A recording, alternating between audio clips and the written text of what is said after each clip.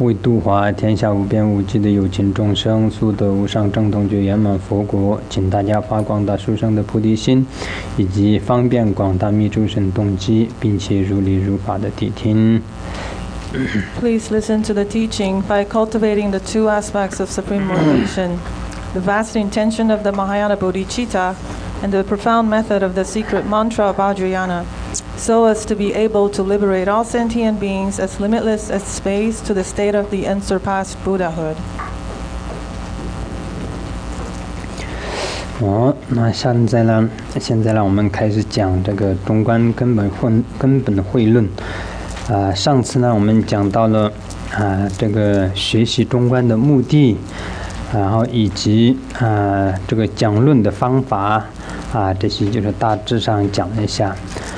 那今天呢，我们就是开始讲正论就是中观根本慧论的这个主要的这个全论开始讲。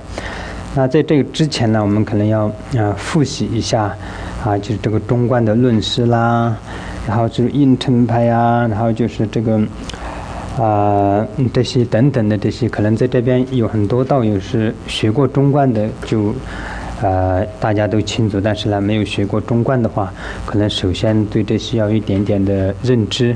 这样的话呢，我们再往下讲的时候，再有一个概念说，我现在讲到的是这个，或者讲到的是那个，这样。所以呢，我们首先就简单的介绍一下。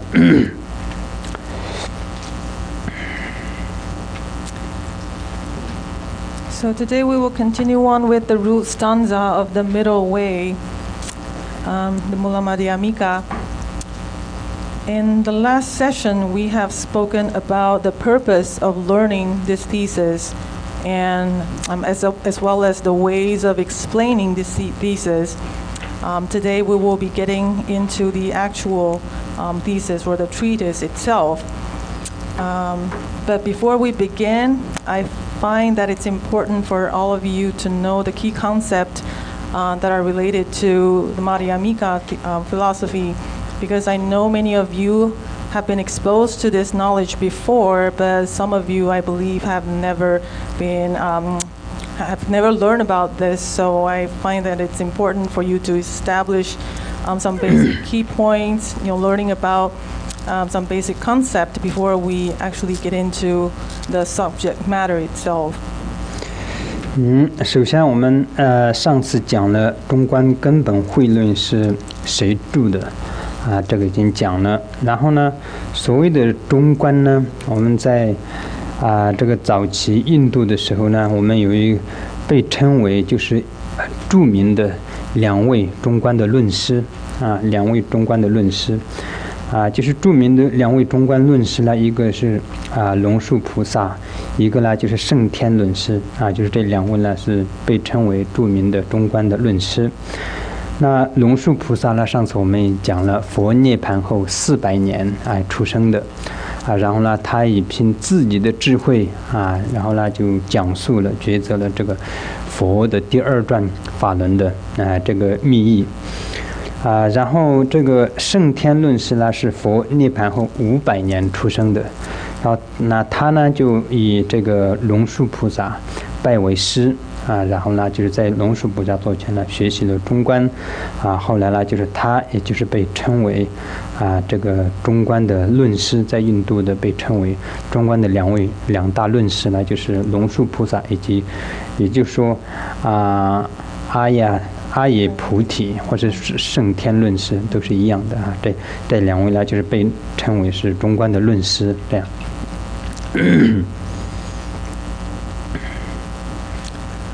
So in our last session, I already covered about the author who has. 你那个再贴近一点也可以吗？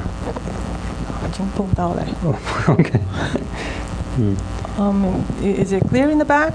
Can you hear me? Okay. All right. So we already introduced the author of the stanza, the root stanza of the middle way, who is Nagarjuna, none other than Nagarjuna. And he's also recognized as one of the most famous Pandita who are really well known for this line of philosophy, the philosophy of Madhyamaka. So,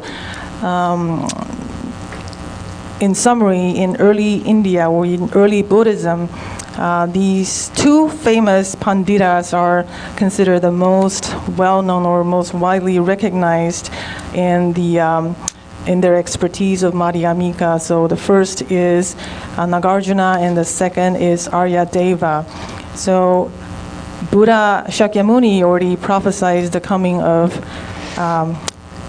Nagarjuna, so who came to this world 400 years after Buddha has passed into parinirvana, and he was also known for his wisdom, how wise he was, his intelligence, and the innate knowledge that he was born with, who simply realized the meaning, the profound meaning of the second turning of the wheel of Dharma on emptiness. So he already composed a lot about these theories based on the meaning or the teaching from the second turning of the wheel of Dharma.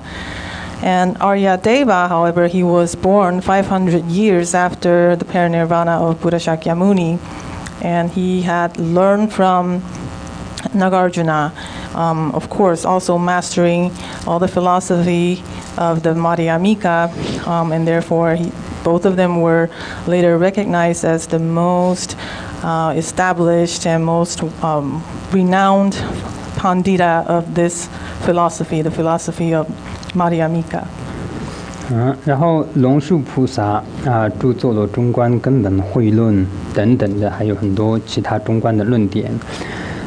然后呢，那个圣天论师呢，也著作了《中观400论》等等，还有是其他的一些论点。好，在这个时候呢，还没有成立什么应成派秩序派这些的还没有成立所以呢，在这个之后然后呢就后来出现的这些论师呢就是开始讲解或是这个注解《中观根本慧论》，然后呢出现了两种就是派系，一个是中观应成派，一个是中观秩序派这样。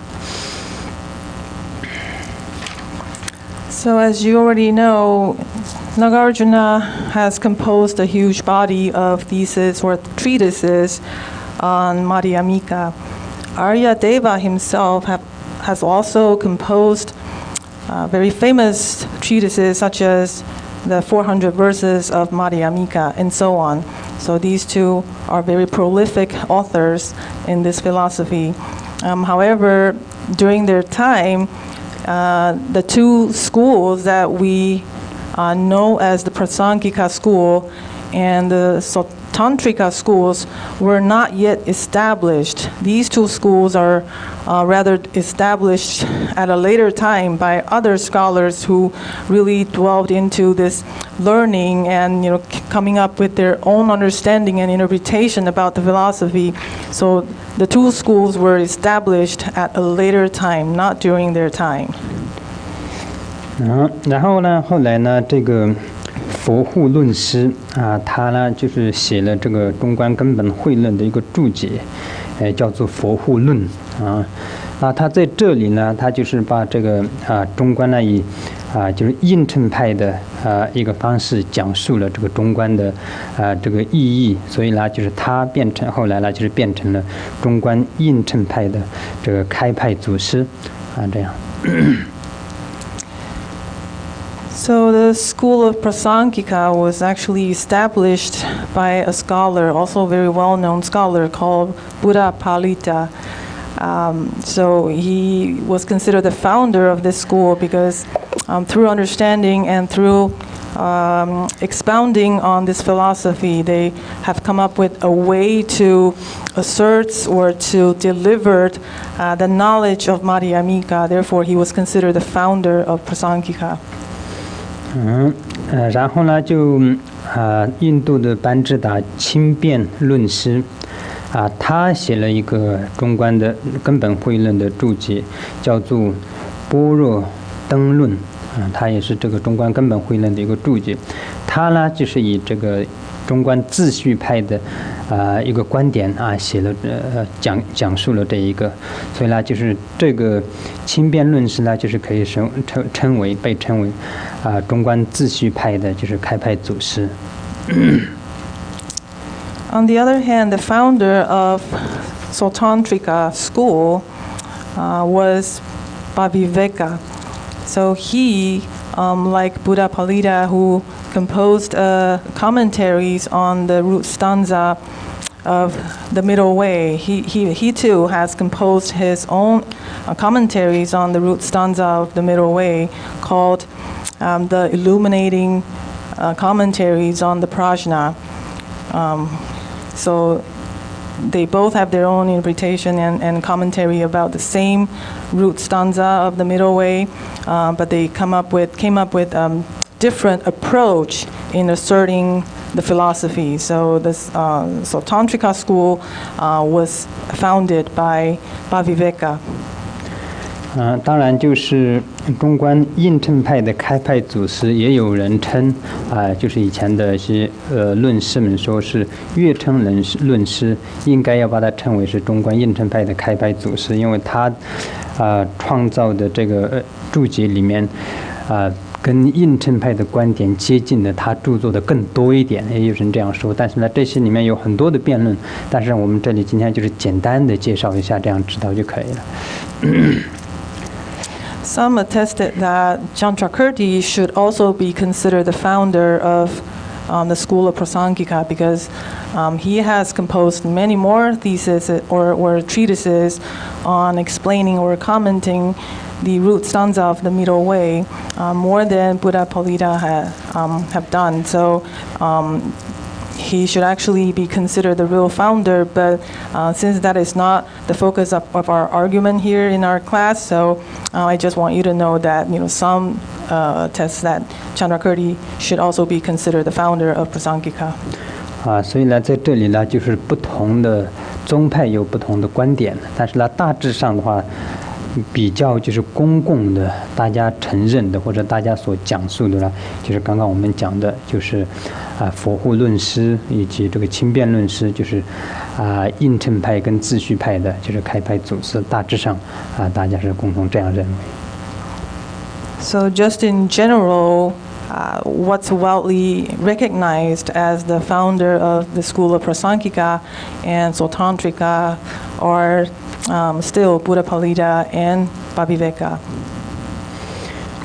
这个呢，就是我们所说的中观印证派和秩序派是怎么来的，来源就是大致上是这样的。So that loosely explained to you the coming or the origination of these two different schools. 然后呢，在这里呢，印度又有一个我们所说的一个深见派以及广行派就有两个派别。Another different way of kind of categorizing all the scholars or the panditas in expounding the Buddhist philosophy are the tradition of the profound view and the tradition of the vast conduct.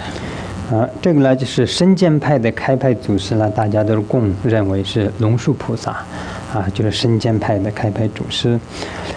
然后呢，就是广行派的话，就是无住菩萨这个就大致上好像没有什么很大的争议。So again, the person who was considered the founder of the tradition of the profound view has been Nagarjuna, and there's no dispute on that. And the founder of the tradition of the vast conduct was Asanga. 然后呢，在印度呢，有一个被共称的就二圣六庄严就是在印度最有名的这些班智达。In the context of Hindu Buddhism, there are this sorry. 应该是 Indian Buddhism. Indian Buddhism? 不是 Hindu. Indian Buddhism, sorry. So the way to revere some of the most prominent or widely recognized scholars, they are being referred to as the two supreme ones and the six ornaments. 那这个里面呢，就是被称为中观的庄严，就是龙树跟圣天，就是中观庄严。中观的两位就是最怎么说啊？最佼佼者这样。So the two ornaments who was recognized in their success of expounding Madhyamaka are Nagarjuna and Aryadeva. 然后呢，就是阿毗达摩或者是集论的两个庄严的话，就是这个无住菩萨跟世亲论师这两个呢，就是被称为是这阿毗达摩的这个庄严。And Asanga is， 等一下，你说阿毗达摩跟什么东西？Yogacara， 唯识吧，是不是？不是阿毗达摩，集论。集论。集结的集。集结的集啊。集论。阿毗达摩就可以了，英文他们会讲阿毗达摩。Okay, so the two ornaments that are in relations to the have their success in expounding Abhidharma are Asanga and Vasubandhu. 然后阴明的两位庄严是陈那跟法称论师。And the two ornaments that were recognized as being the, successfully expounding were well known in the area of logics are Dhyanga and Dharmakirti. 然后呢，就是律学，就是戒律学的两位二圣，叫做二圣，就是释迦光，然后功德光，这两个呢是最，戒律学就是最有名的两位论师。So in the areas of Vinaya, there are two who are recognized as the two supreme ones, having their significant contribution in establishing or documenting the Vinaya Sutra corpus are Guna Prabha and Shakya Prabha. So these two are referred to as the two supreme ones. 这些为什么会称为是二圣六庄严呢？因为他们是没有依靠其他的一些论师或者是其他的注解，而是以自己的智慧将佛陀的经典直接把它的密意或者意义能够讲解出来、解释出来，所以呢叫做二圣六庄严，就是以他靠自己的智慧就可以把这些讲述出来，所以呢叫做二圣六庄严这样。And why are these individuals considered or being revered as the two supreme ones and the six ornaments?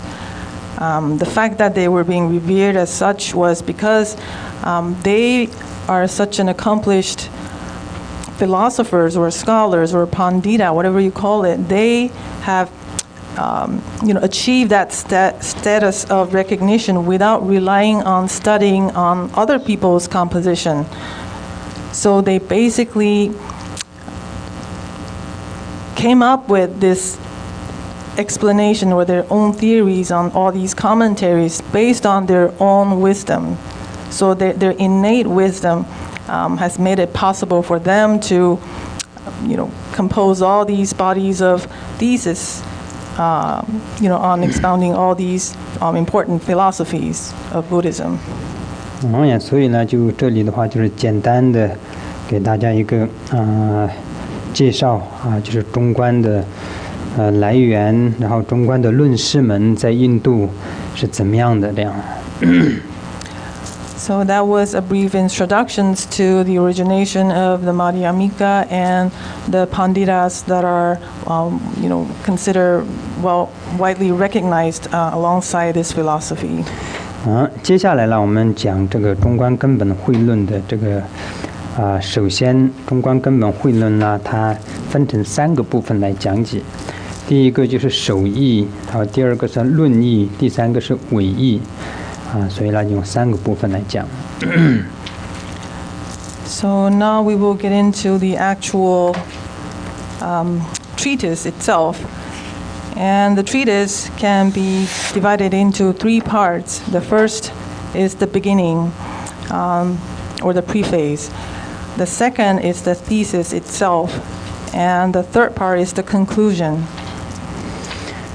那首义里面呢，它包括了就是这个中观根本慧论的这个名义啊，就是这个名词的部分，论名的部分。然后呢，第二个呢就是讲这个顶礼的这个部分。So in the beginning or the introduction section, it always includes the title of the treatise, as well as the verses of homage. 首先呢，我们所谓的这个论名取这个名字呢，它通常基本上所有的论点的讲解都是一样的。它就是有分，就说为什么要取这个论名就是根据如果是一个上等根基的人，那他的话，他看到了这个论名的话，基本上他可以通达这个里面大致上讲了什么然后中等的根基的人的话，他可以知道大致上这个论点它属于是哪一部三藏里面的哪一部。然后呢，就是下等根基的人的话，基本上呢，他可以知道就说这是哪一部。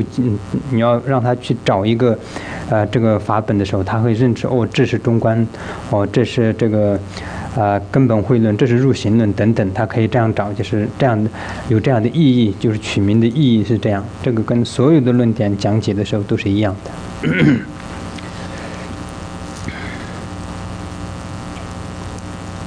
So just like any other commentaries, the title can be recognized and interpreted by different levels of caliber of the readers. So different caliber of readers will attain different level of understanding just by looking at the title. That's what it means. So individual with the highest caliber, just by looking at the title, they would understand what this entire treatise is about.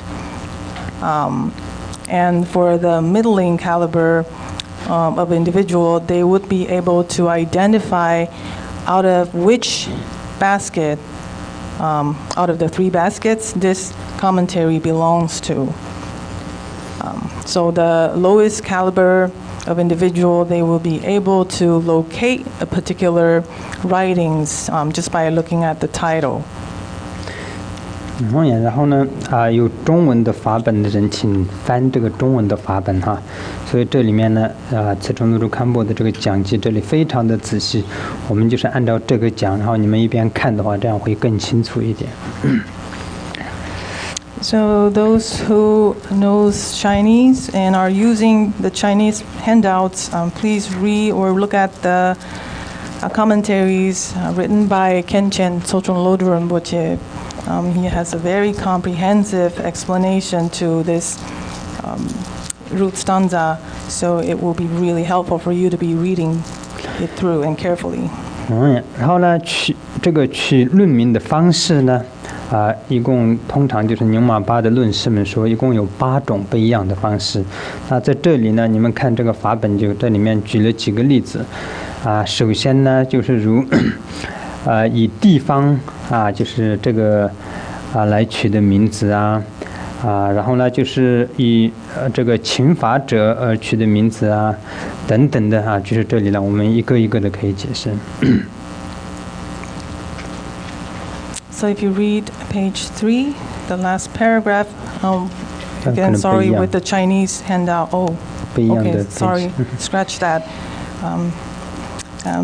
So then there's a paragraph stating the way of naming a particular treatise, and according to the Nyingma tradition, or the Pandita or the scholar of the Nyingmapa, there are 8 different ways of naming commentaries.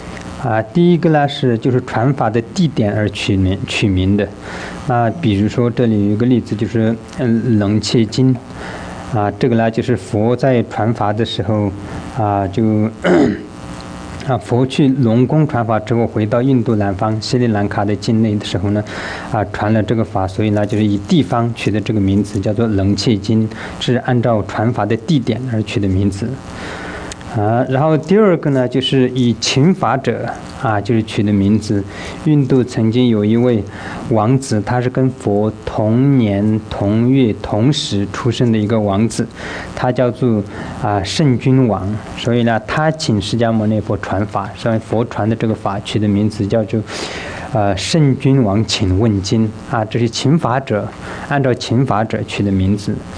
然后还有呢，就是作者按照作者自己的名字而取名的，就是有一个叫做宝元经它就是按照作者的名字是宝元，所以呢，他的名字也就是取成这样的。然后呢，按照那个比喻就是取的名字，比如说是中观这个。现在是按照这个寄颂里面的颂词的部分，那这个就很多了，比如说是中观400论然后就是这个60正理论这些都是按照它的里面的颂词而取的名字，这样。So basically here it clearly explains the different ways of naming a treatise or a treatise. So, for example, some of the treatises or sutras were named by the location that it was expounded. So, for example, here the example was given, Lankavatara Sutra was actually a sutra that was written by Buddha Shakyamuni after his visit to a Naga palace. So he was giving a teaching in the palace of Nagas, and after that he has set out to the southern region of India, which is actually the Lanka, Mount Lanka in current day Sri Lanka. So he was giving the teaching there. So then that teaching was named Lankavatara Sutra. So this is actually an example of naming the sutra according to the location that it was transmitted. And another example of how a sutra or commentaries are named is by the name of the requester. So here it uses an example of a sutra called the Sutra of Rajavadak. It's a long name. So this individual actually made a request for the teaching. So then the teaching that was given per this person's request became the name of that sutra. So it's called Rajavadaka Sutra, or the Sutra of Rajavadaka's request. So that's how it's named. And there are occasions when the sutra or the commentaries are named by the author. So the example given here is a commentary called Bao Yuan, because Bao Yuan is the name of the author. So that particular commentary is simply called Bao Yuan. And then again, there are many commentaries written and named just by the number of verses that they were written in. So then we have 70 verses on emptiness, or 60 verses on reasonings, and so on and so forth. 然后呢，还有就是用比喻而取的名词，就是定解宝灯论定解宝灯论的话，就是用比喻而取的名字。然后还有呢，就是他说是以作用而取的名字，是中观庄严论。然后呢，另外有内容取的名字，就是如这个中观根本慧论等等这些呢，就是在这个慈城罗珠堪波的讲记里面呢就是做了这些比喻，就是一共这里只有7种，但是呢通常说是有8种这样。And then again, we have writings that was named with the metaphorical meanings that they have, that the writing provides. So the example would be beacon of certainty. right? So that's using the metaphor of a lamp that can illuminate the darkness. So using that as the metaphor and as the title of that composition. So it's called Beacon of Certainty. And then again, there's also naming a commentary by the functions. So then there's this composition called Ornament of the Middle Way. So that's more focusing on the function or the benefit of that, knowing that knowledge or philosophy. And lastly, a writing can also be named or titled based on their content. So then the example given here is the Ornament of Realization. So this has made 7 ways of naming a commentary. Earlier it says there are 8 different ways of naming a title. It was generally known as 8 different approach of naming, but here we only talked about 7. 那这个名称就是我们刚刚讲的有它的目的，然后取法就是有这么多种。那这个名称就从梵文翻译成中文的时候叫什么呢？就是中观根本颂智慧论，就是完完全全按照梵文的这个文字翻译的话，就是这样的。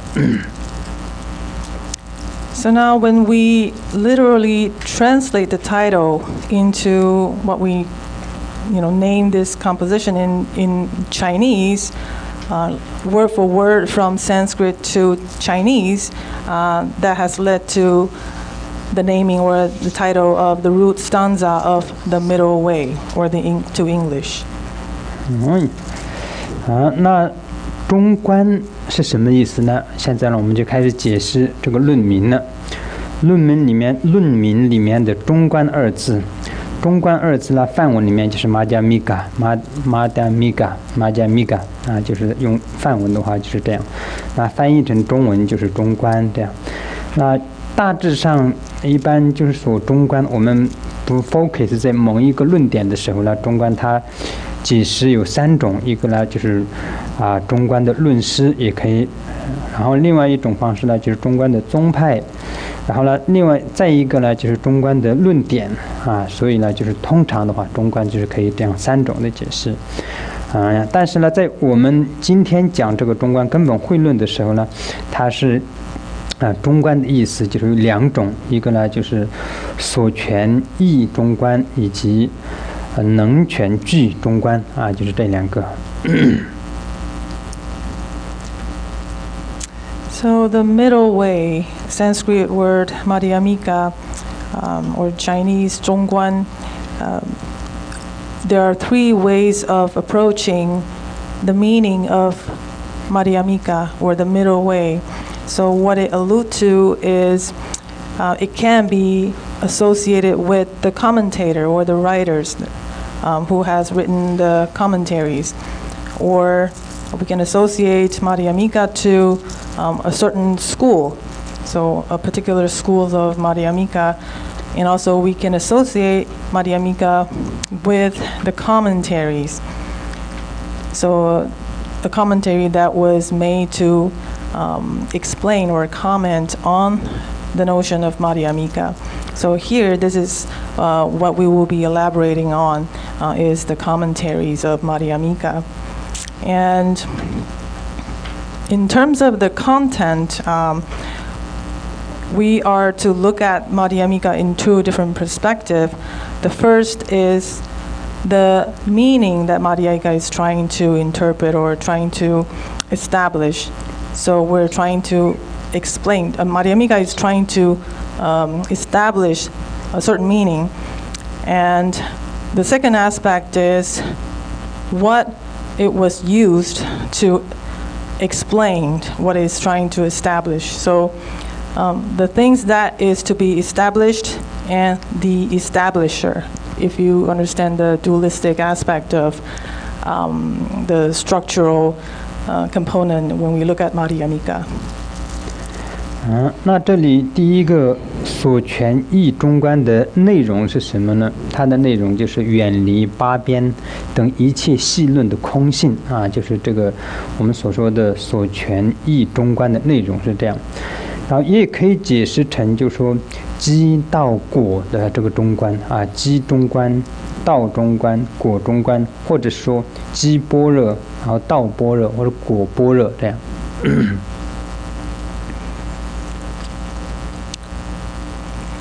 So when it comes to the meaning, when Madhyamaka is trying to explain or to elaborate, to expound on, is generally the notion of emptiness, the level of emptiness that are free from 4 limits and 8 extremes. So the definition should be free from being defined in these ways, 4 limits and 8 extremes.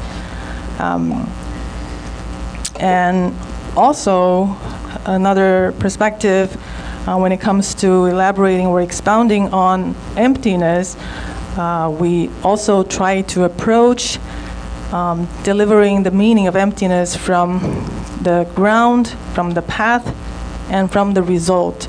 So there is ground level of emptiness, path level of emptiness, and the resultant emptiness. And this is similar to the way of approaching prajna, right? When we're teaching about the pristine wisdom, we can elaborate on the pristine wisdom from the ground, from the path, and from the resultant level. 然后这里基中观它是指的什么呢？基中观呢，主要就是说讲说的指的是诸法显空双运的本基。它是指这个，就是基中观。然后道中观是指的什么呢？是指的是为了通达果中观所必须经过的方便和智慧双运的道，这叫做道中观。然后呢，果中观的话，它指的是什么呢？果中观主要就指的色身以及法身双运的实相般若。这个就是果中观，所以呢，就是基到果的中观呢，就是这样的。你说果中观是色法身双运的什么？对，色身跟法身双运的真实般若。真实般若。嗯哼。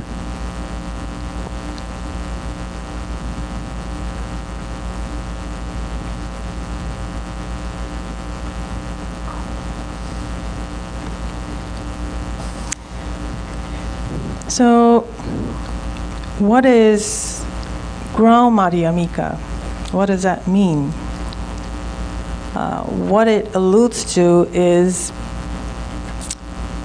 我自己看不懂我自己的 handwriting 什么显空双运？哪一个？基中观。基是指的是诸法显空双运的本基。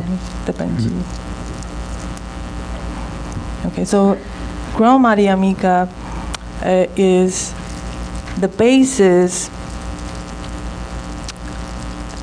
of the union of appearances and emptiness. And that would be the nature of all phenomena. So ground Madhyamaka is knowing the nature of phenomena to be none other than appearance and emptiness. So establishing that knowledge would be the ground Madhyamaka. Path Madhyamaka, however, would be what is required to ascertain this view or the meaning of emptiness.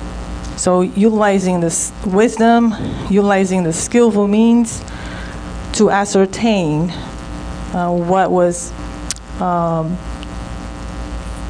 established as your view, at the time of the ground. Okay, so at the time of the result,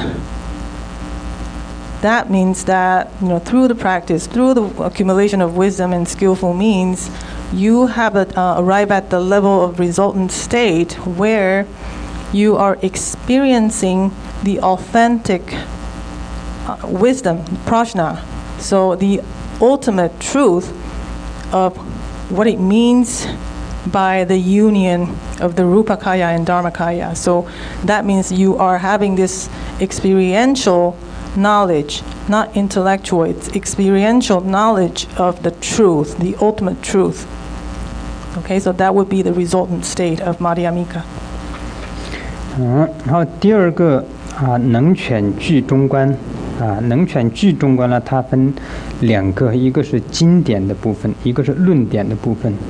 那经典是指的什么呢？就是佛传的三转法轮的时候，第二转法轮的所有的内容都是包括在这个我们所说的经典的部分就是我们中观里面这讲的能全具中观的经典的部分。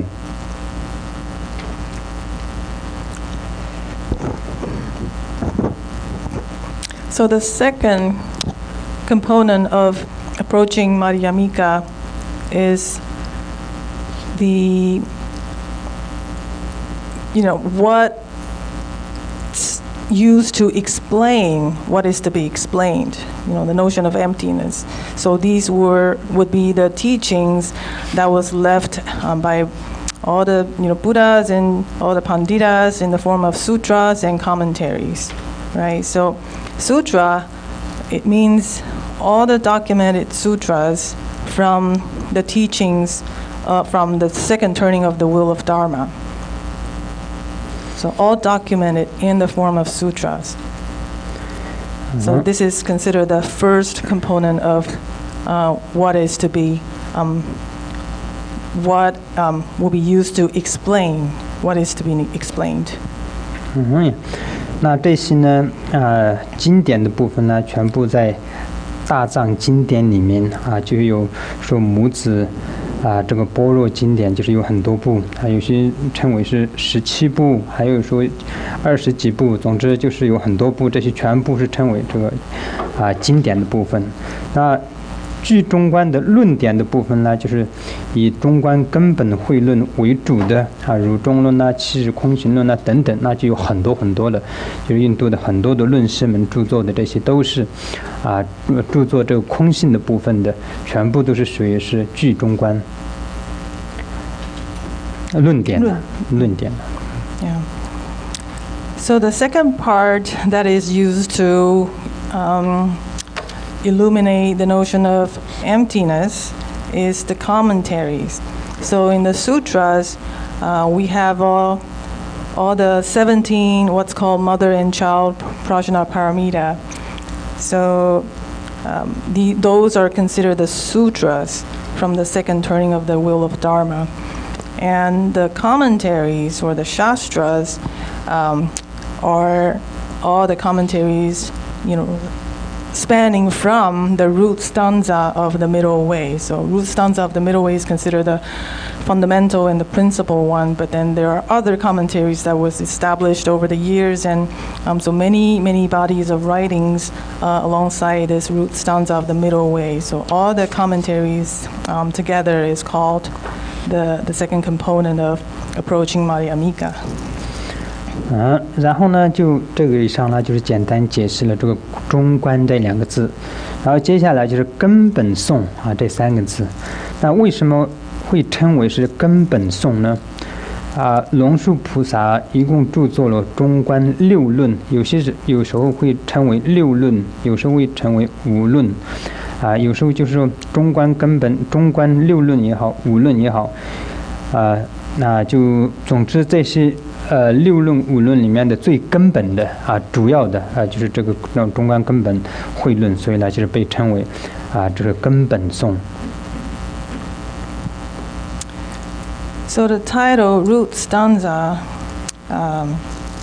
it really alludes to all the assembly of writings written by Nagarjuna, whether they're called by the 6 collective treatises or the 5 collective theses. Which also include the root stanza of the middle way, which is the one we're reading. So whatever it is called, there's so many commentaries being written on this subject, but what's mostly being recognized and as the fundamental knowledge is this very one that we're reading. 这里呢就包括了龙树菩萨的6论里面的话，中论就是中观根本慧论，然后呢60正理论、7世空性论、回增论、细言魔论，然后就这个5个呢，就是说我们如果是称为中观5论的话，就是这5个，然后称为中观6论的时候呢，就是包括这个中观宝鬘论这样呢就是一共说是中观6论也好，5论也好，就是这些的根本，所以呢就是称为中观根本慧论这个根本颂，根本这样。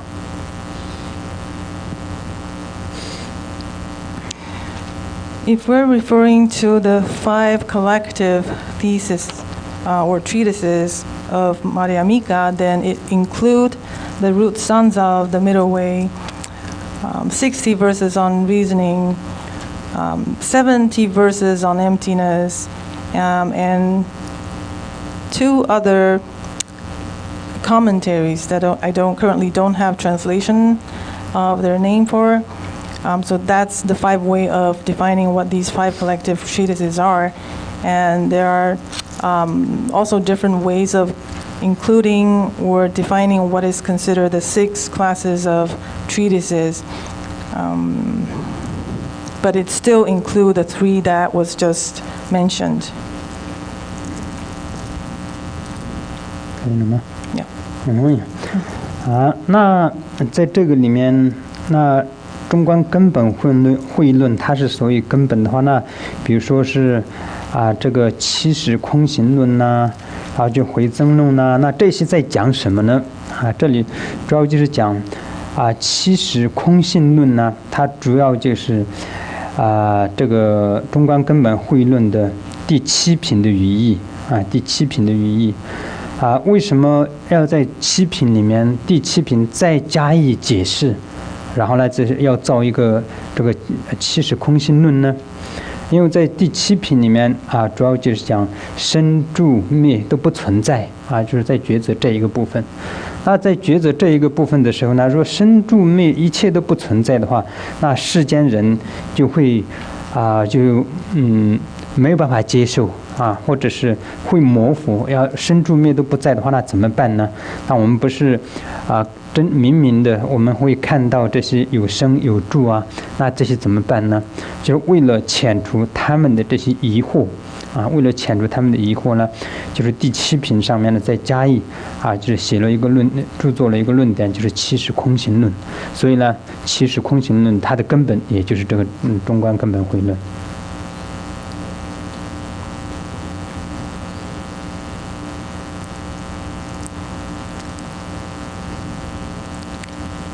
And you may wonder why so many different commentaries are written on the same subject. So this example is how to approach or understand the reason why. For example, the 70 verses on emptiness is really simply written to elaborate on the 7th chapter of the root stanza of the middle way. Because in the 7th chapter in the root stanza of the middle way, it talks about the non-existence of the birth, the arising, the abiding, and the diminishing of phenomena. And people tend to not be able to accept such a statement or assertion. So in order to help them understand this thesis, the 70 verses on emptiness, was written just to elaborate and provide an explanation as to why this is so, which is to help them understand. 然后这里面的回增论，那回增论呢是中观的这个中论的第1品的语义。那为什么要做这个第1品的语义，要再加一个回增论呢？因为在这个里面第1品里面抉择的就是因果的部分，没有因果的部分，主要在抉择这个。那如果是抉择没有因果的部分，无法安理因果的话，那世间人就对这个因果的部分就会混乱掉所以呢他们没有办法接受。他们说我们明明可以看到这个种下的种子就是比如说种下了这个蔬菜的种子，它就长出来蔬菜；种下了这个水果的种子，它就可以长出来这个水果果实这个果树。那如果说这里一直在讲这个因果不存在的话，那怎么办呢？所以他们没有办法安立这个因果的这个顺序，所以呢，为了这个呢，再加以解释了第一品的语义，就是回增论这样。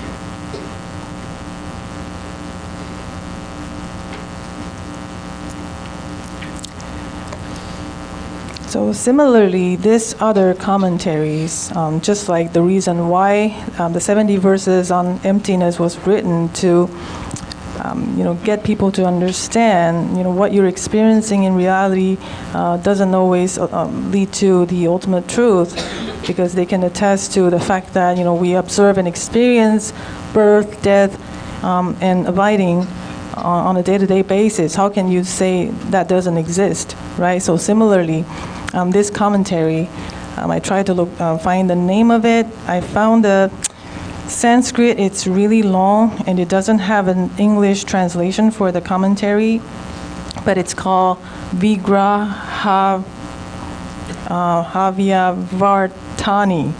So just by the literal translation of the name of the commentary, it's like debating. It's like the sutra of debate. So debating certain concept. And in this case, what it's trying to debate is the first chapter of the root stanza of the middle way, which is the chapter that talks about the cause and effect. Again, people, they can, debate that, how can you say, so the relationship, the cause and effect of, reaping what you sow, right? You planted a seed, and then you're bound to have the certain vegetable or certain fruit that you planted that seed for, right? So the commentary is using these examples to really illuminate on the existence of cause and effect. When people don't tend to believe that there's these laws of causality in their life, right? So that is another example of, really adding this commentary on top of the root stanza of the middle way to help people understand. So they span from the root stanza of the middle way, even though they exist as an individual or standalone commentary, but they actually are further elaboration based on this principle or fundamental root stanza of the middle way. 总之就是根本的意思，这里解释就是这些中观六论也好，中观五论也好，就是他们的根本，为他们的根本，所以叫做根本，这样就可以了。然后颂的意思就是里面的颂词就里面的全部都是寄颂的词，所以呢叫做颂这样。所以这里本论有349个偈子，寄颂，所以呢叫做颂词。在中观根本颂这样。So the reason why it's called the root stanza is because, again, whether you're looking at the 5 collective treatises or the 6 collective treatises, it all boils down to the most fundamental concept, which is what's stated in the root stanza of the middle way, or also translated as the fundamental verses of the middle way, because they are the most fundamental concept. And the verses literally points to the way this commentary was written in a poetic form in verses, and there are a total of 394 verses in this writing. 然后呢，接下来就是智慧论我们刚刚讲的中观根本颂智慧论，这就是完完全全按照这个梵文翻译的。那智慧论的意思是什么呢？首先这里讲的智慧就是我们这里学习的，我们在宣讲的，我们在闻思的，就是空性为主题嘛，主要在讲空性。所以当我们升起了这个空性，就是智慧，就是空性的智慧，所以叫做智慧，这是一种解释。还有呢，就是这里讲的这个智慧，也可以说成就是这个菩萨的慧定或者菩萨的智慧，或是佛的这个智慧这些都是这里讲的智慧，都是这样。我们所谓的空性的智慧也好然后我们所说的这个佛的智慧也好，然后菩萨的智慧也好，我们都可以，这里的智慧都可以解释为这些。And as you know, the fundamental root stanza of the middle way is really illuminating on the notion of emptiness. So the subject is emptiness. And it is also referred to as the commentary on wisdom. And the reason why it is considered a commentary on wisdom is because it's elaborating or illuminating on the notion of emptiness. So through reflecting and contemplating on emptiness from the teachings, then one is able to establish the wisdom of emptiness. So that's one way of defining why it is also referred to as the commentary of wisdom. So learning about the wisdom of emptiness, right? And then another aspect of why it is called the commentary of wisdom is because this is the level of wisdom that can only be experienced by a realized Buddhas or Bodhisattva. Therefore, it is really the pristine wisdom, the undefiled,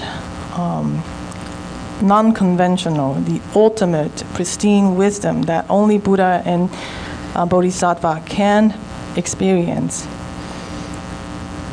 然后这里讲了一个，就是说，论中所诠释的全部是中观智慧，智慧是贯穿全论的内容，所以以智慧作为论名这是另外一个解释，就是中观为什么说是智慧论呢？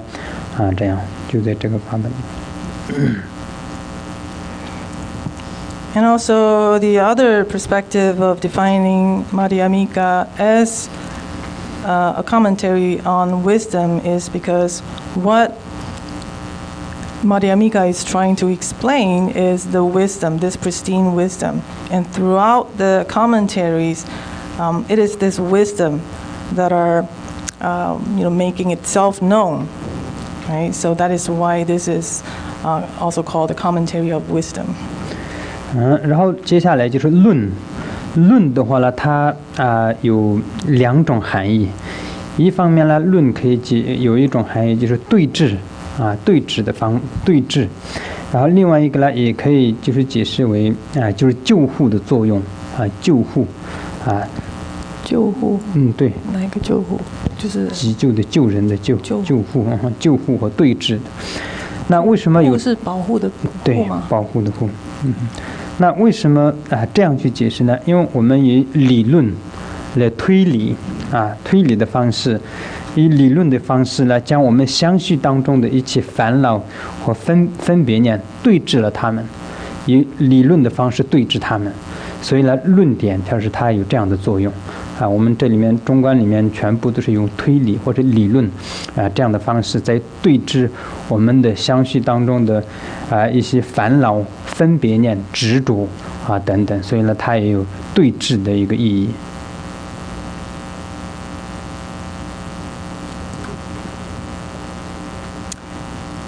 As far as the benefit of this commentary, we can look at it two different ways. So two different benefit of learning about this commentary. The first is that it has the power of helping one cope or using it as an antidote to deal with our cognition, right? Our cognitive proliferating, mental function. So through reasoning or through using inferencing, then we can kind of engage our mental function in this way to kind of cope with the afflictions, our discursive thoughts, and all kinds of attachment that a mental construct would have. So then we can reduce all these proliferation of thoughts and the attachment, all pervasive attachment. So using it as a way, as an antidote, so to cope with our own affliction. And the second benefit is, the second benefit is use it to help or save. 这个还没讲对。那救护又怎么解释呢？因为我们这个用论述或是用论点来远离一切细论所以呢，远离了一切细论的话，从一切细论中得以救护。因为我们众生迷惑就是在一切细论嘛，我们觉得有这个边，有那个边，有住然后就是有前有后有因有果等等的，有很多的细论当中，众生一切都是迷惑在这个里面，所以在轮回。那当然我们用这个理论来推理的时候，让我们从这个一切细论当中得以救护，所以呢论也可以就是这样的一个意义。So what are we trying to use it to save ourselves? What are we saving ourselves from? We're saving ourselves from all the mental construct that we've been establishing since day one. So having these notion of things and giving labeling and mental designation on everything that we perceive through our five senses. So that's really creating bondage for us to continue to stay in a cyclic existence. So knowing the commentaries is the one way to free us from the bondage of all of these mental constructs. 然后这里就是中观根本颂智慧论这个它的这个论名就讲这一上就是解释完了。So that has concluded the explanation of the title. 然后接下来呢，就是讲这里主要在讲为什么要把这个梵文的这个文字论文的名字留下来这个留下来这个的目的是什么，意义是什么？在中文里面好像都没有留下这个梵文的名称，但是呢，在藏文的这个所有的翻译师们，他们都只要是从印度翻译过来的这个任何的经典论点，他都首先把这个论名就是以梵文留下来。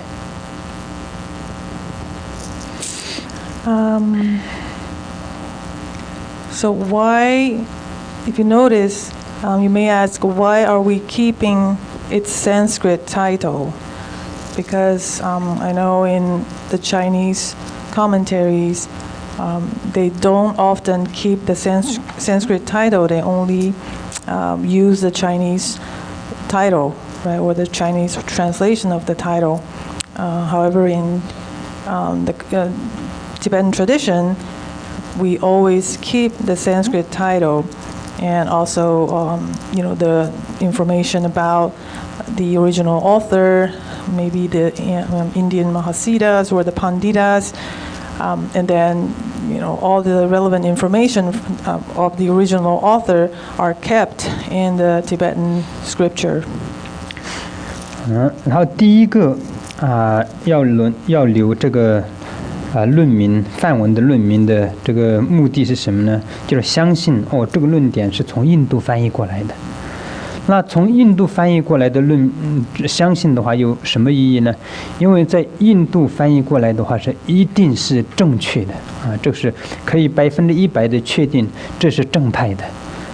因为在古印度造论的这些论师们是经过非常非常严格的审判。一个论师如果他造了一个论的话，之后就是需要就是国王亲自降临，然后在印度的诸位的这些班智达共同讨论，共同要跟他辩论他的论点的这些意义是不是准确的。如果是在这个里面辩论的过程当中，如果他们找到了任何有缺点或者不符合这个佛的经典的时候呢，这个论点就完全会毁灭掉会烧毁掉。那如果是完完全全符合这个佛的这个经典的话，那这个论点呢就是可以把它留于世间。所以呢就是经过非常非常严格的这是一个审查，所以才留下来这个论点。所以呢，只要知道是从印度翻译过来的论点，就是100%的准确的。所以第一个是为了就是相信是印度翻译过来的论点，相信的目的就是因为它是准确的，最准确的这样。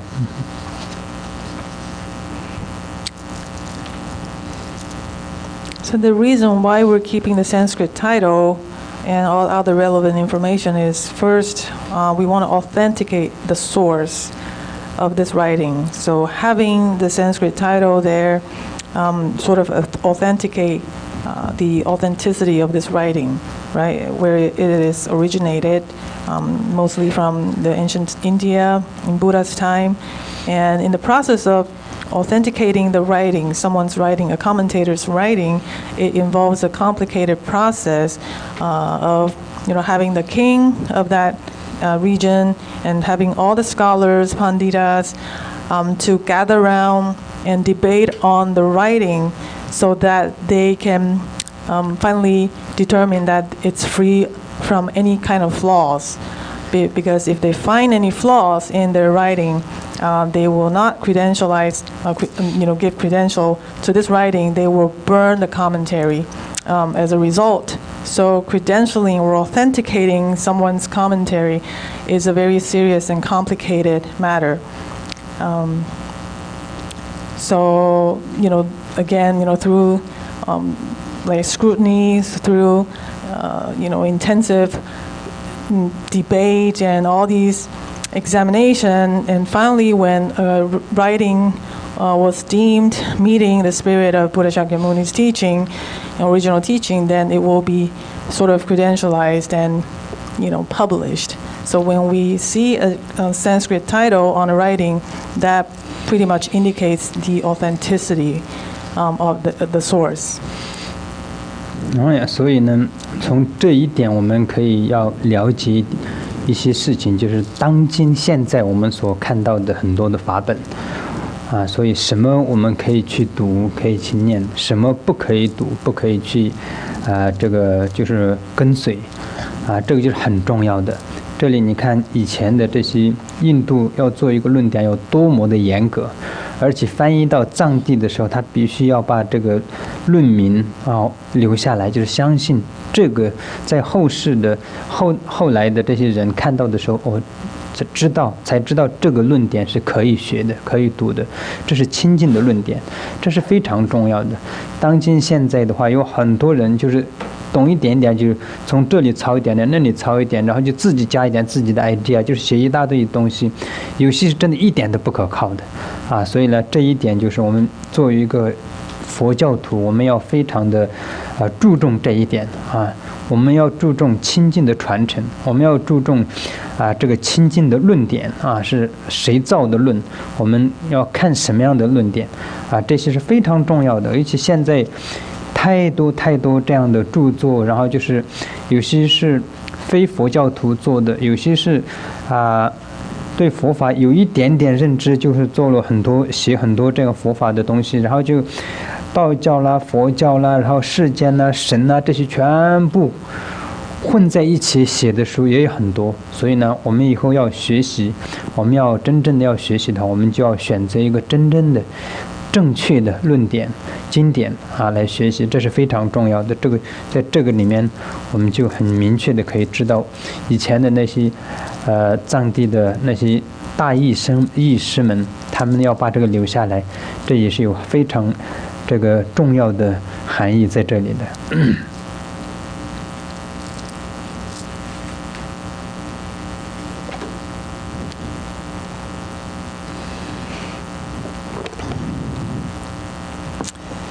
So with that being said, if you look at the modern day publications, you will become very confused to know what can we read and what should we avoid, because there are so many authors out there. Many of them are not even Buddhist, and some of them know a little bit about Buddhism, and then they would publish a book about certain Buddhist topic as if they're an expert. So you really want to be careful about what you read, what you choose to let into your mind, and know how these ancient scholars took it so seriously in their process of authenticating a valid writing, right? So these are all really well thought for process of incorporating the Sanskrit title into any translated version, not only to revere the original author, but also to authenticate its source, right? So that's taking responsibility to whoever is following the lineage and learning about the wisdom that they're trying to transmit. So this is, the reason why all the major Lotsawa in Tibet, they keep to this tradition of, having the Sanskrit title included in the title. 然后第二个目的是什么呢？为了不忘记这些翻译师的恩德。如果是这些以前的像贝若扎那啦等等的藏地的这些很多翻译师们，不是他们把这个梵文翻译成藏文，或者在这个汉地的鸠摩罗什啊，他们翻译成中文的话，我们后代的人根本看不懂梵文，完全没有办法学习这些论点。所以呢，我们另外一个就是为了不忘记这些义师们的恩德，一看到上面有这个梵文的话，我们就要感恩以前的这些翻译师们，他们的恩德把这些文字翻译成我们能够看得懂的文字。所以呢，第二个是不忘记他们的恩德。And the second purpose of leaving the title, or the Sanskrit title, in the actual translation is to not ever forget the kindness of the translator, because without their hard work, we won't be able to understand the Sanskrit version of the root stanza of the Middle Way. We wouldn't be able to understand anything at all if we were to even look at the book itself. So, revering and really appreciating the kindness of the translator to translate this important work so that we can benefit from knowing and learning about this wisdom. So that is also the reason why there's this convention of keeping the title in the writing. 然后第三种目的是什么呢？就是在我们的相续当中种下这个梵文的种子就是给我们接上这个缘。为什么要种下梵文的种子呢？因为在印度一共有4大语言，当然印度有很多很多的语言，不一样的语言呢。但是呢，有4种语言是印度比较很多人讲的语言，其中一个就是梵文。那这个梵文呢，在显节千佛来到这个娑婆世界传法的时候，他们都会用梵文来传法所以呢，这个梵文的加持力是很大的所以加持力很大呢。就我们念习这个梵文都在我们的阿赖耶识里面呢种下一个成道的种子所以呢就是为了加持或是在我们的相续当中种下这样的种子就是留下这个梵文的。And the third reason why we want to keep the Sanskrit title is to plant the seed in our mind stream for making this connection with Sanskrit language. So Sanskrit is one of the 4 major Hindi languages, and it's also majorly used for writing all the Buddhist scriptures. And it was also prophesied that all the 1,000 Buddhas in the aeons of goodness will attain liberation or enlightenment at the very place of 突然想不起来 Bodh Gaya, yes. Sorry. So all the 1,000 Buddhas will attain realization at Bodh Gaya. So in order to connect with them, where they will be coming at different time to transmit the Buddha Dharma again at different time, for us to be able to make that connection with the 1,000 Buddha. So by knowing the Sanskrit title are actually, planting a seed in your mind stream, so you will make connection with Sanskrit or indirectly with the thousand Buddha in the future. 然后呢，接下来呢就是有一个翻译师的顶礼句。那这个中文里面是没有的，鸠摩罗什在这边就没有，但是在藏地的这些翻译师呢，所有他们翻译这个论点的时候，他们都会有一个自己的顶礼句加在这个论点的前面，其目的呢就是主要是为了自己的这个翻译能够无障碍的圆满成功这样呢，然后呢积累资粮这样呢就有一个顶礼句。那这个顶礼句呢，之前呢就是基本上会顶礼自己的本尊或者等等这样，但是后来呢，经过就是藏王赤拉巴坚就是金刚手菩萨的化现，叫做赤拉巴坚一个藏王，然后从这个藏王赤拉巴坚规定就是翻译师们以后顶礼的时候呢，做这个翻译论点的时候呢，顶礼的方式呢，就是它分成3个部分来做顶礼这样。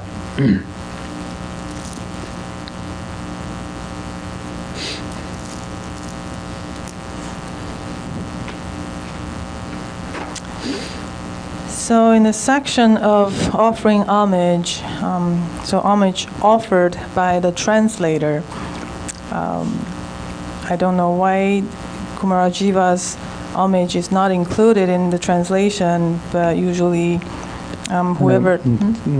藏地汉传佛教的翻译没有这个传统 OK 但是在藏地的翻译世界有这个传统，但是中文里头没有，藏文里头有。对对对 OK, so Kumarajiva's homage was not included in the Chinese translation, but it was included in the Tibetan version because it's been the Tibetan traditions to also include the homage verses made by all the writers or the translator.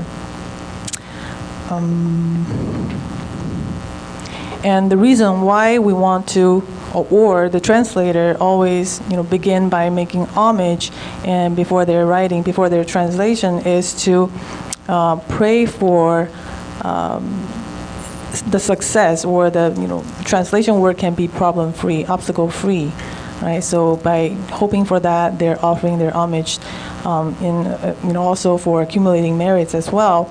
And through paying homage to their own personal deity, lineage master, and so on. So there was a certain way of writing the homage verses, but after the king Chirapajin, which is a Tibetan king, at a certain time, he has set out a set way of writing the homage.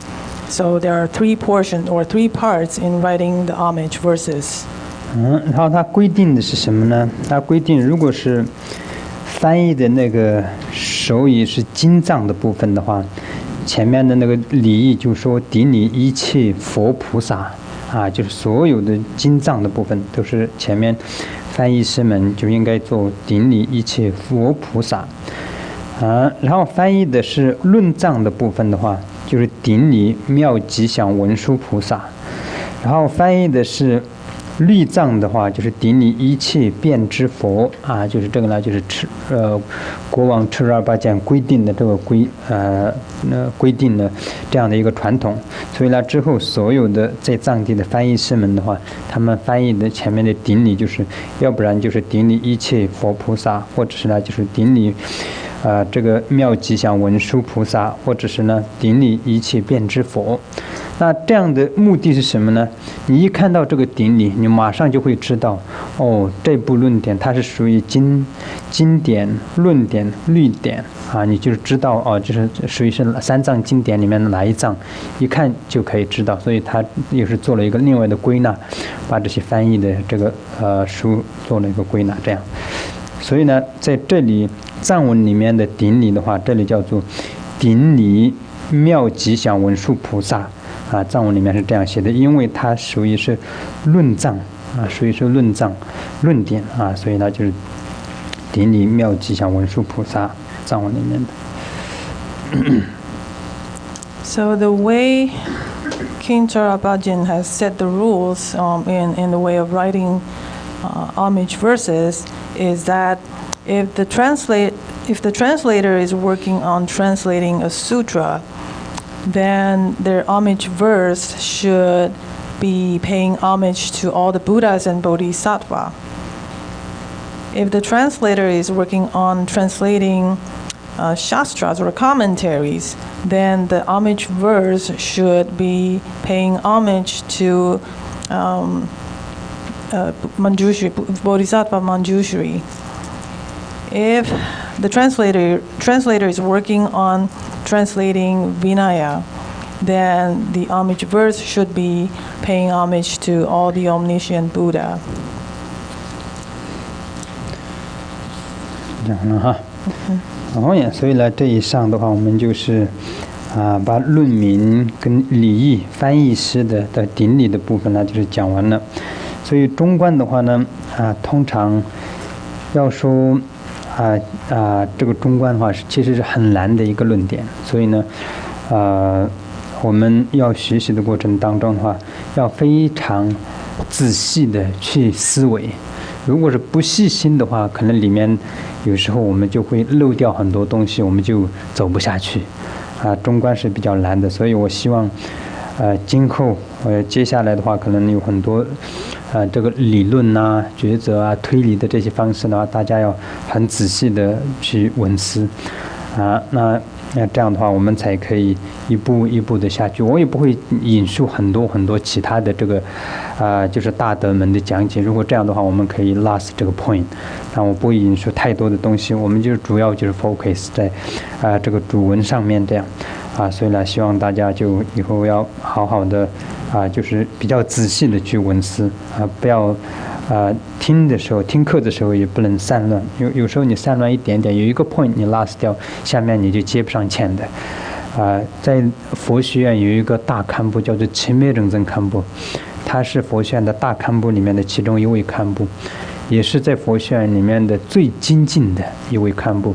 他曾经讲，他看了50遍《中观庄严论》米胖仁波切的那个注释，他说，然后他才真正的了解到了中观。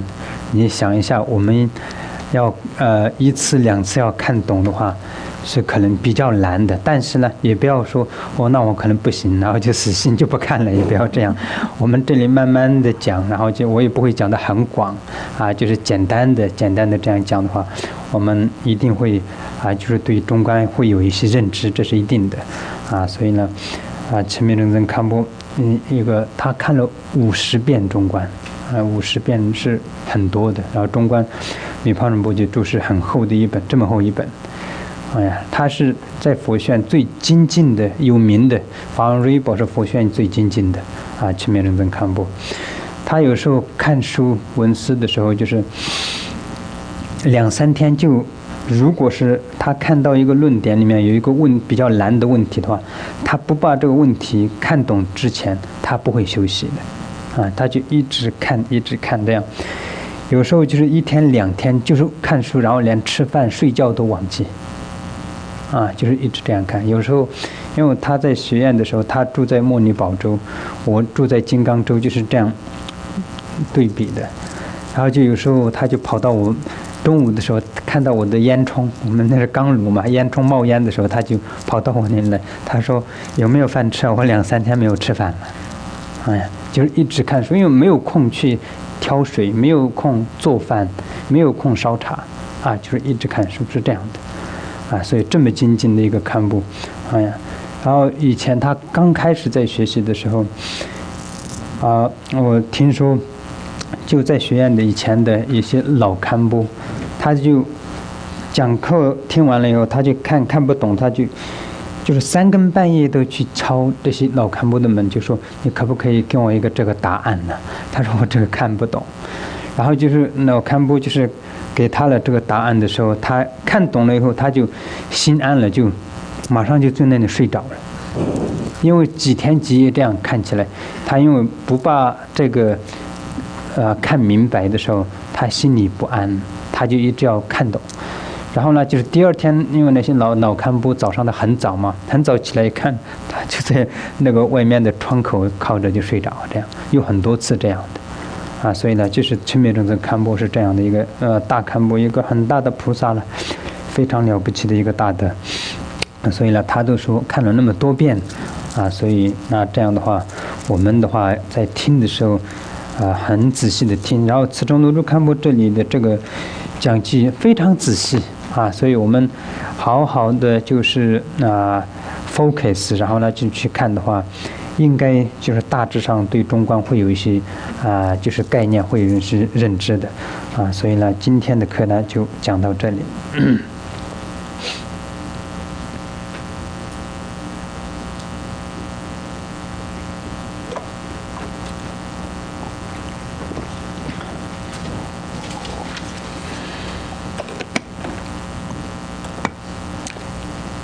So Madhyamaka is a very, very difficult subject. That's why it really requires a lot of hard work, diligence, and focus when you're learning about this subject. Missing a class or simply, drifting away for a moment, missing a part of the lecture will make it hard for you to go on understanding whatever follows. So in order to create this conducive learning environment, I decided that in my lecture I won't be quoting different commentaries, from different authors, because I'm not sure if that's more helping or distracting to you. So I decided to refrain from doing that, so we can just focus on learning about this. And also, I would urge you to stay focused in class, and really not drift off, with your own, like unable to focus or whatever reason. I want to give you an example of someone I know from back in the day of Laron. This Khenpo Chime Rinpoche, he was considered the most diligent and most hardworking Khenpo in Larongar, and he was known for how hard he worked towards learning anything that he doesn't understand. So he would go on reading for 2 or 3 days, trying to get the point across, trying to understand a single point, and without ever stopping for sleeping or eating.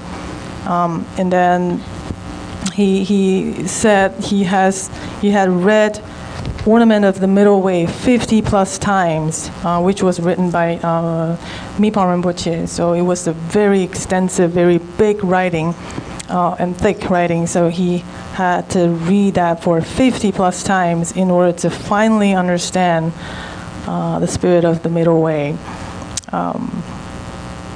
And throughout the time when I was still in Laron, I've seen many times and heard people referring to, how diligent he was, simply by, reading and forgetting all about time and keeping on top of his self-care. And he would, all of a sudden, because we live kind of across from each other in different part of the cabins, and then he can see my chimney when it's smoking. That means I'm cooking. So he would rush over and say, "Oh, I haven't, eaten for 2-3 days now. I'm so hungry. Can I eat something?"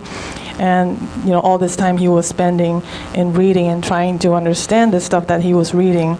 And also I heard from other people mentioning or having observed Chime Rinpoche Khenpo, like visiting the old or senior Khenpos in midnight, just knocking on their door and begging for them to teach or illuminate a certain point that he couldn't understand. And as soon as he understood the point, he fell asleep right then and there. And many times he was found falling asleep at the doorstep outside of the senior Khenpo's cabin. So that's how diligent he was. So, I would recommend you to stay focused on reading Khenchen Tsochen Lodro's commentary, because it was very comprehensive and very detailed. So just by knowing and reading it carefully over and over would help you understand Madhyamaka. 然后那个慈冲你赤面城的堪布，以前在学院的时候就是一个小房子，然后呢前面有一个院子，然后我们在那个时候常常要背诵这些宋词。他在院子中间呢，就是钉了一个木桩，然后木桩的上面钉一个这么大的板子，然后他就坐在上面，然后就是背诵。如果是睡着了，就会倒下来，就是跌到地上，因为然后就会让他苏醒一点点，然后他又坐上去又背诵，就是这么精进的一个人。Yeah, and back in those days when we were learning these, and we were actually supposed to memorize all the verses, and Khenpo Chime Rinzin, he has this little yard right outside of his cabin, and he would nail a wood plank on top of a log that doesn't really stand all that well, and he would try to sit on top of it because he doesn't want to fall asleep. So when he kind of, tilted a little bit, he will fall over. So that's how he tried to stay awake and, do his best to memorize all the verses. That's how diligent he has been. Anyway, 那这个就是看清此中的赤美仁增，也是在学院的一位大堪布，所以他们都要这样精进的话，那我们就更不用说了。我们可能没有办法像他们那么精进，但是呢，我们要一定的程度是需要精进，然后才可以真正的了解到中观的。OK， 那今天就讲到这里。So imagine how these, Khenpos, they put in so much hard work in the process of learning, and we know that we can't measure up. We can't do exactly the same, but we don't always need to, give up on ourselves either, thinking, oh, we can never measure up to him, so what's the point? Don't think that you want to do your best. And today's class has just concluded.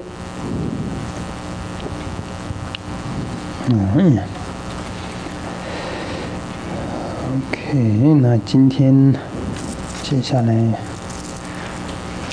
你们这个前面的摄影机还没有关呢，